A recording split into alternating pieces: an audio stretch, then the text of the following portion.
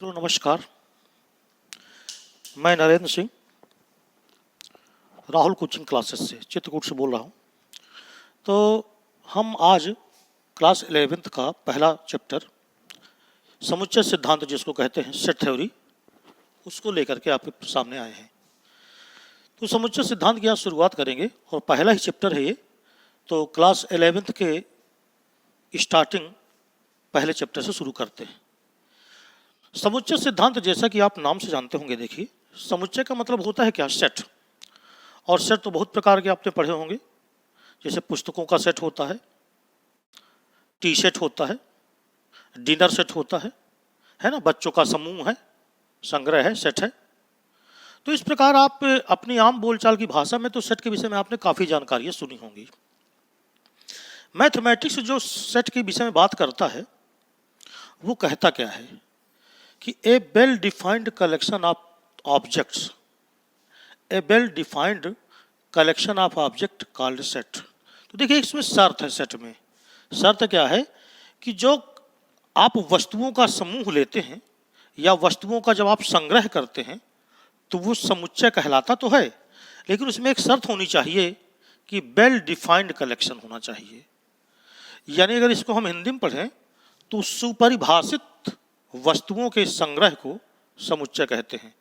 यानी कि इसकी हिंदी में बात होगी सुपरिभाषित वस्तुओं का संग्रह, ऑब्जेक्ट्स यानी वस्तुओं का संग्रह। अब सुपरिभाषित वस्तुओं के संग्रह में क्या क्या आया, जैसे अंग्रेजी वर्णमाला के स्वर, जैसे अंग्रेजी वर्णमाला के स्वर हैं तो वो उनकी परिभाषा है उनकी क्या, वो एक निश्चित है, वो फिक्स हैं कि वो होंगे ए ई आई ओ यू। लेकिन मान लीजिए हमने कहा कि किसी कक्षा में जितने बुद्धिमान लड़के हैं उनका सेट क्या होगा। तो देखिए बुद्धिमान लड़कों के लिए पहले उसकी परिभाषा होना निश्चित है।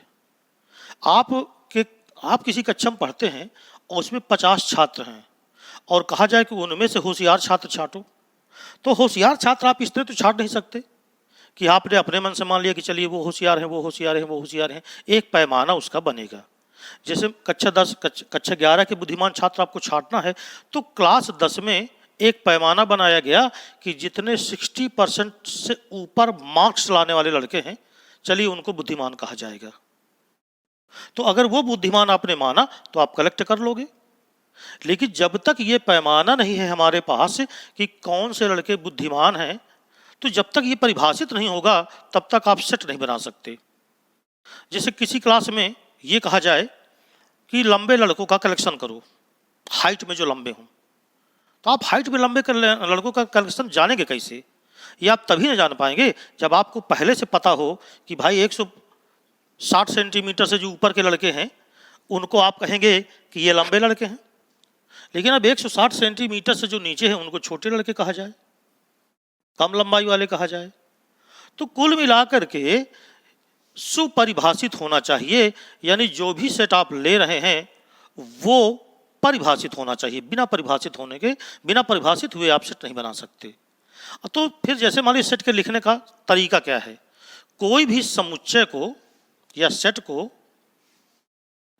ज़्यादातर हम अंग्रेजी के बड़े लेटर्स से लिखते हैं। तो सेट को जैसे मान लीजिए ए से लिखा या बी से लिखा या सी से लिखा या पी से लिखा, यानी अक्षर अधिकतर सामान्यतया हम कैपिटल लेटर से लिखते हैं, अंग्रेजी के बड़े अक्षरों से लिखते हैं। लेकिन इसके अंदर जो समुच्चय में आते हैं, जो चीज़ें आती हैं, उन्हें अवयव कहते हैं, एलिमेंट कहते हैं। समुच्चय को तो आपने कैपिटल लेटर से नाम दे दिया, और समुच्चय में आने वाले, समुच्चय में आने वाली वस्तुएं या अक्षर या लेटर्स वो अवयव कहलाते हैं, अवयव कहलाते हैं।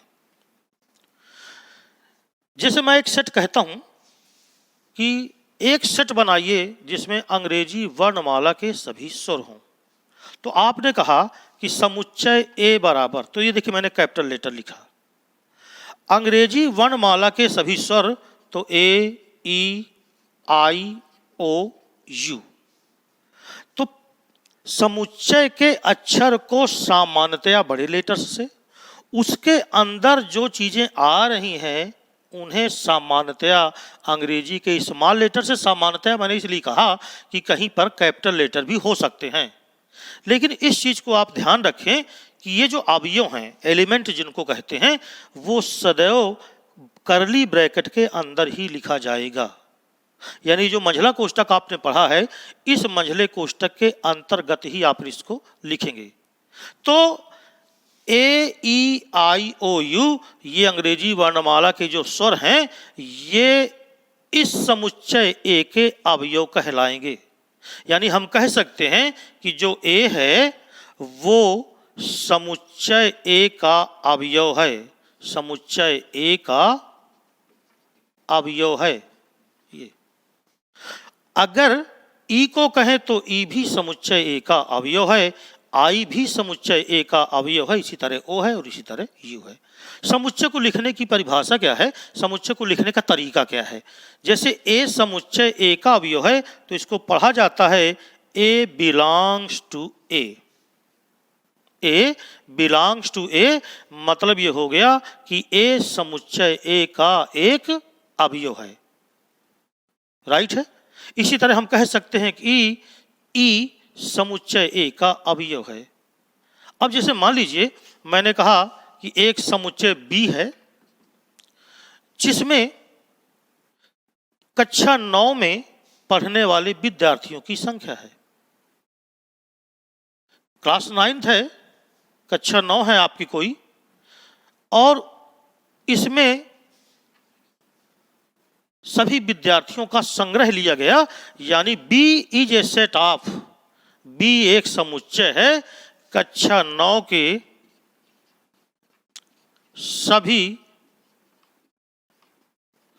विद्यार्थी। इसको हमने ऐसे लिखा। तो इसके बाद मैं आपको बताऊंगा कि समुच्चय लिखने के तरीके क्या हैं। ये तो हो गया संकेतन बता रहा हूं अभी फिलहाल में।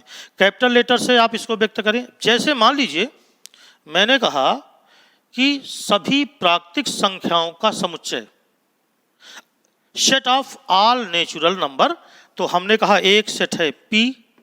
अब ये नाम है, हमने अपने से लिखा है। एक सेट है P जिसमें सभी प्राकृतिक संख्याएं आती हैं।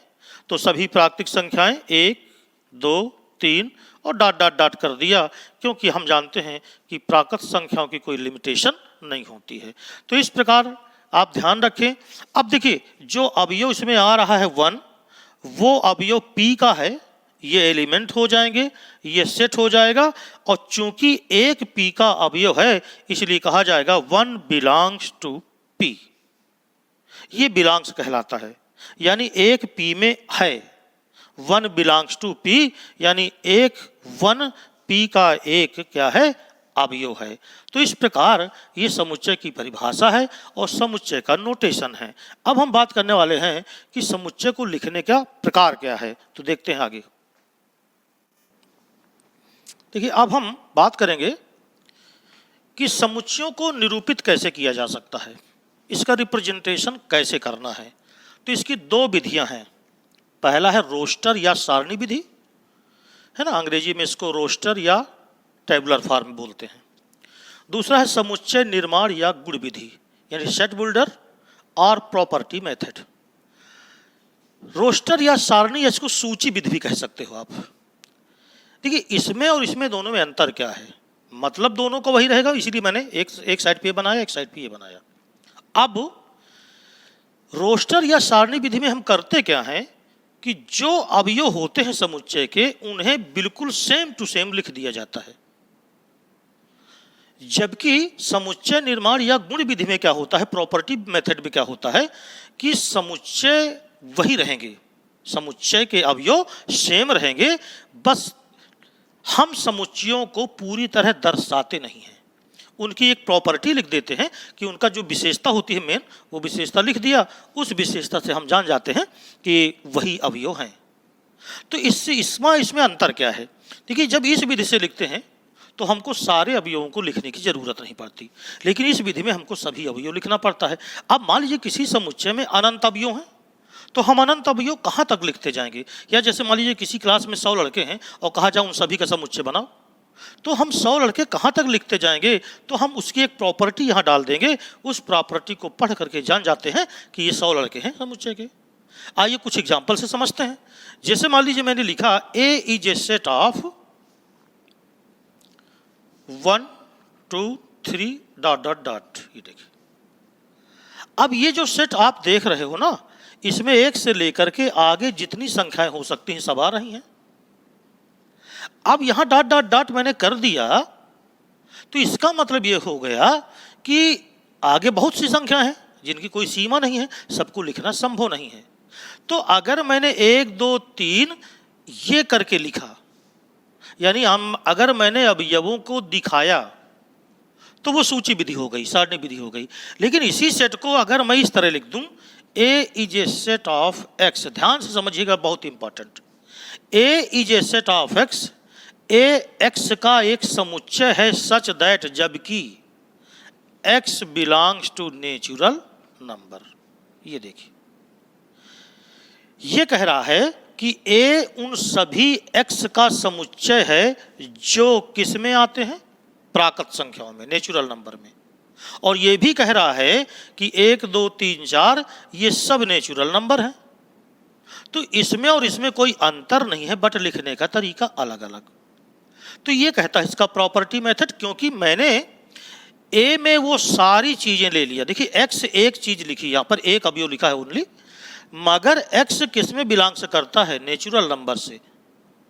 इसका मतलब एक्स सभी नेचुरल नंबर को रिप्रेजेंट कर रहा है। तो आपको सभी नेचुरल नंबर यहां लिखने की जरूरत नहीं है।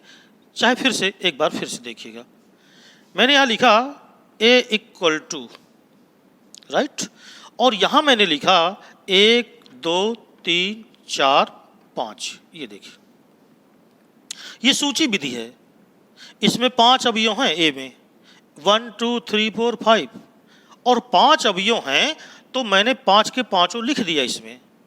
लेकिन यहां पर देखिएगा, इसको मैं बी नाम दे देता हूं क्योंकि ऊपर ये है, और यहां पर देखो मैंने लिखा पी बराबर।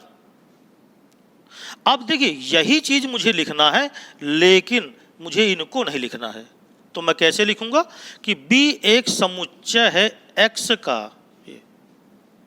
यानी बी में अवयव है कौन? एक्स का, जबकि एक्स बड़ा है या बराबर है 1 से, परंतु छोटा है किससे? 5 से। तो 1 के बराबर और 5 से छोटा, यानी 1 से लेकर के 5 के बीच की सभी संख्याएं। लेकिन यहां पर हमें लिखना होगा x belongs to natural number, क्योंकि अगर आप इसको नहीं लिखोगे तो 1 से 5 के बीच में 2.5 भी आ सकता है, 3.1 भी आ सकता है। जबकि यहां पर आप देखो अगर, तो यहां पर कोई भी रेशनल, कोई भी दशमलव वाली संख्या नहीं है। तो इस प्रकार हम अगर चाहें तो इनको लिख सकते हैं। बहुत सी चीजें हैं जिनको लिखा जा सकता है। जैसे मैं इसमें लिखूं कि a बराबर, अब मैंने इसमें लिखा कि इसमें 2 अवयव हैं, मान लीजिए, एक लिखा 2 3, या चलिए हम लिखे देते हैं अंग्रेजी के सभी व्यंजन या अंग्रेजी के सभी स्वर, चाहे जो लिख दें। तो चलिए अगर मैंने लिखा a बराबर अंग्रेजी के सभी व्यंजन, कॉन्सोनेंट ऑफ इंग्लिश लेटर्स, अंग्रेजी के सभी व्यंजन, तो यहां पर मैंने अंग्रेजी के सभी व्यंजन लिखा। इसका मतलब अगर रोस्टर या सारणी विधि है तो मुझे अंग्रेजी के सभी व्यंजन लिखना पड़ेगा, B C D F G इत्यादि। लेकिन अगर मैं इसी को समुच्चय निर्माण या गुण विधि से लिखूंगा तो मुझे ए बराबर लिखना है सिर्फ इतना, एक्स सच दैट। अब इस एक्स से मतलब नहीं है कि व्यंजन है कि क्या है, ये एक नोटेशन के लिए है, केवल रिप्रेजेंट कर रहा है कि ये समुच्चय ए का क्या है, एक एलिमेंट है। तो A is a set of X such that X, यहां पर हम सिर्फ इतना लिख सकते हैं कि एक्स अंग्रेजी वर्णमाला का एक व्यंजन है, अंग्रेजी वर्णमाला का एक व्यंजन है। बस इतना ही लिखना पर्याप्त है। तो इसके बहुत सारे सवाल ऐसे हैं जो इस विधि से भी लिखने में आ जाते हैं, ये इस विधि से भी लिखने में आ जाते हैं, और इन दोनों में कभी कभी कह देता है, इस तरह का क्वेश्चन दे देता है और कहता है इसमें बदलो, समुच्चय निर्माण विधि बदलो, या समुच्चय निर्माण विधि में दे देता है और कहता है रोस्टर विधि में बदलो। तो मेरे ख्याल से अब आपको समझ में ये चीज़ आ गई होगी कि समुच्चय निर्माण विधि में आपको करना क्या है कि इसकी एक अक्षर लिख करके और उसकी प्रॉपर्टी दिखाना है। जबकि यदि सारे अवयव लिख दिए जाएं, किसी समुच्चय के यदि सारे अवयव लिख दिए जाएं तो उसे रोस्टर या सारणी विधि कहते हैं। यदि किसी समुच्चय के अवयवों को न लिखकर उनके गुणों को प्रदर्शित कर दिया जाए तो उसे हम कहते हैं समुच्चय निर्माण या गुण विधि।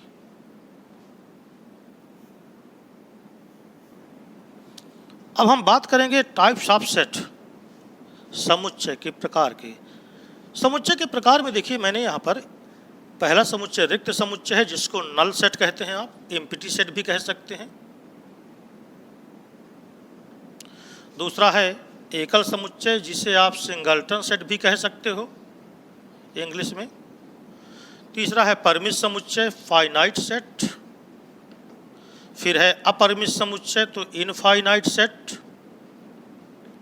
समान समुच्चय है तो आप इसको इक्वल सेट कह सकते हो। और इसके बाद समतुल्य समुच्चय है तो इसको आप इक्विवेलेंट सेट कह सकते हो इंग्लिश में। आइए इनको हम एक एक करके समझते हैं कि रिक्त समुच्चय क्या होता है, और आप इनको ध्यान से समझते जाना और इनको कैसे हमें लिखना है ये भी समझते चले जाइएगा। मैथमेटिकल डिफिनीशन इसकी ज़्यादा इम्पॉर्टेंट है। पहला है रिक्त समुच्चय, एम्प्टी सेट।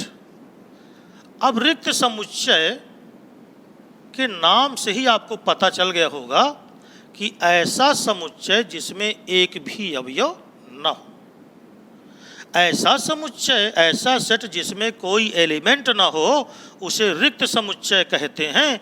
जैसे मैंने कहा कि A=2 और मैंने इसके अंदर एक संख्या लिखी और वो लिखी x सच दैट। तो देखिए x सच दैट का मतलब a एक अवयव है, वो a का x एक अवयव है, जबकि x is greater than 2 but less than 1। x 2 से तो बड़ा है मगर 1 से क्या है, छोटा है। तो ऐसी कोई संख्या बताओ जो 2 से बड़ी हो और 1 से छोटी हो। ऐसी कोई संख्या हो नहीं सकती, तो फिर ये समुच्चय कहलाएगा नल सेट, रिक्त समुच्चय। और इसको लिखा जाता है फाई। फाई का मतलब ऐसा समुच्चय जो रिक्त है, जिसमें कोई अवयव नहीं है, या हम a बराबर इतना लिख के छोड़ देते हैं, यानी कोष्टक बनाया और उसके ऊपर कोई अवयव न लिखा तो वो रिक्त समुच्चय हो गया, यानी इसके पहले कोई अवयव, इसमें कोई अवयव नहीं है। मैं लिखूं अगर b बराबर एक समुच्चय और मैं कहूं कि b में पंडित जवाहरलाल नेहरू से पहले भारत के प्रधानमंत्री का समुच्चय, तो हम जानते हैं कि अपने देश के सबसे पहले प्रधानमंत्री पंडित जवाहरलाल नेहरू बने थे। इसका मतलब ये हो गया कि ये समुच्चय क्या है, रिक्त है। बात समझ में आ गई। अब अगर मैंने एक सेट लिखा A is a set of x such that, और मैंने कहा कि x square is equal to -4, तो आप जानते हो कि अगर मैंने ऐसा लिखा तो A में एक ऐसा मैंने अवयव लिया जिसका वर्ग है -4, और आप जानते हैं कि किसी का स्क्वायर माइनस हो ही नहीं सकता। इसका मतलब ये समुच्चय क्या हो गया, फाई। तो यानी कुल मिलाकर के एक ऐसा समुच्चय जिसमें अवयव ही न हो उसे हम रिक्त समुच्चय से व्यक्त करते हैं और उसे हम फाई से व्यक्त करते हैं। इसका नाम है फाई। याद रखें, यह है रिक्त समुच्चय लेकिन अगर इसी को हम कोष्टक के अंदर रख दें तो ये एकल समुच्चय कहलाता है, अर्थात ये रिक्त समुच्चय नहीं है। तो रिक्त समुच्चय को ध्यान रखना है कि फाई को कभी कोष्टक के अंदर नहीं लिखना, तो ये कहलाएगा रिक्त समुच्चय। अब दूसरा समुच्चय है एकल सेट। एकल सेट का मतलब एक ऐसा समुच्चय जिसमें केवल एक ही अवयव हो। एक ऐसा समुच्चय जिसमें केवल एक ही अवयव हो। तो बिल्कुल नाम से स्पष्ट है, यानी अगर मैंने लिखा एक समुच्चय ए में x such that x is greater than 1 but less than 3 and x belongs to natural number, यानी ए में एक ऐसा एलिमेंट है जो 1 से बड़ा है परंतु 3 से छोटा है और नेचुरल नंबर है। तो आप जानते हो नेचुरल नंबर 1 2 3 4 होती हैं, तो 1 से बड़ी और 3 से छोटी सिर्फ कौन आएगी? 2, यानी ए का आ गया अवयव 2 और इसमें सिर्फ एक अवयव है, इसलिए हमने इसको कहा एकल समुच्चय। राइट। अगर मैंने कहा ए इक्वल टू और कहा एक्स सच दैट, कोई भी आप उदाहरण ले सकते हैं, x such that x belongs to natural number, यानी ए में ऐसा अवयव है जो नेचुरल नंबर है और एक्स धन 5 दिस इज इक्वल टू 7। ये देखिए,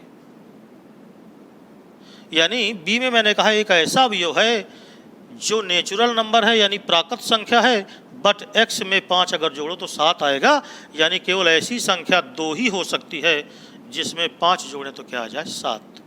तो ऐसा समुच्चय, ऐसा सेट जिसमें केवल सिंगल एलिमेंट हो, उसे हम कहते हैं एकल समुच्चय। अब एकल समुच्चय के बाद बात आती है परिमित समुच्चय। तो परिमित समुच्चय वह समुच्चय होता है जिसमें अवयवों की संख्या फाइनाइट होती है। फाइनाइट का मतलब परिमित।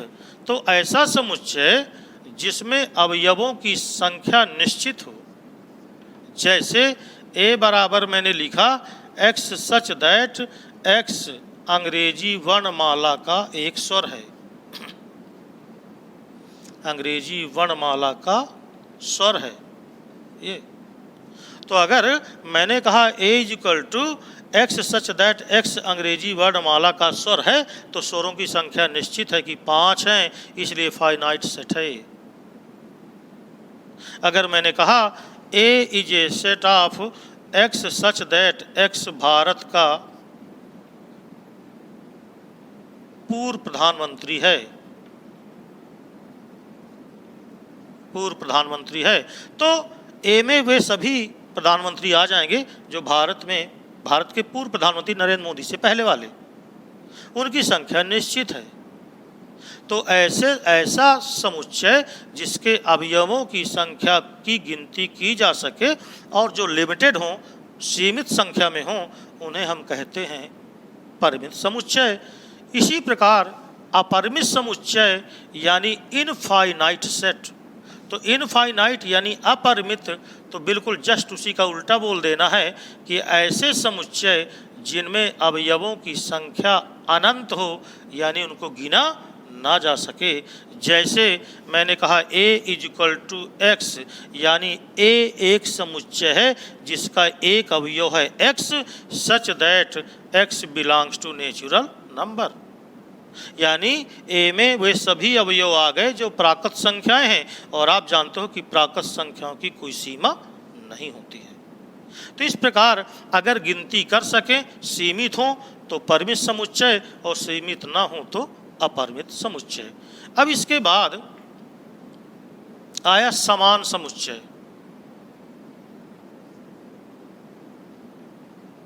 समान समुच्चय इक्वल सेट। तो इक्वल सेट का मतलब होता है दो ऐसे समुच्चय जिनमें अवयवों की सेम अवयव हों, दो ऐसे समुच्चय जिसमें एक ही प्रकार के अवयव लिखे हों। जैसे मैंने कहा ए बराबर ए ई आई ओ यू, ये हो गया ए, तो इसमें अंग्रेजी वर्णमाला के सभी स्वर हैं। और मैंने बी अवयव लिखा जिसमें लिखा एक्स सच दैट एक्स अंग्रेजी वर्णमाला का स्वर है। का स्वर है, ये देखिए। तो जो ए है उसमें अंग्रेजी वर्णमाला के सभी स्वर हैं और जो बी है उसमें भी अंग्रेजी वर्णमाला के सभी स्वर हैं। तो हम कह सकते हैं ए बराबर बी, यानी दो ऐसे समुच्चय जिनमें एक ही अवयव हों उन्हें हम कहते हैं समान समुच्चय। हाँ, ये जरूर है कि क्रम चाहे समान हो चाहे न हो। जैसे मान लो मैंने लिखा ए बराबर 1 2 3 और जो बी लिखा मैंने उसमें लिखा 3 1 2, मगर 1 2 3 अगर इसमें है तो 1 2 3 इसमें भी हैं, भले ही क्रम बदल के लिखा जाए उसका कोई फर्क नहीं पड़ता। तो ये समुच्चय हो गया ए बराबर बी। इसके बाद है समतुल्य समुच्चय। तो समतुल्य समुच्चय का मतलब ये होता है कि भले ही अवयव समान न हो लेकिन आने वाले अवयवों की संख्या समान होनी चाहिए। यानी समतुल्य समुच्चय में समतुल्य समुच्चय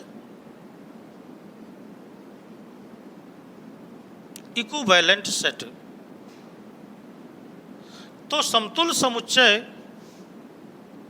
का मतलब होता है कि ऐसे दो सेट जिनमें अवयवों की संख्या समान हो।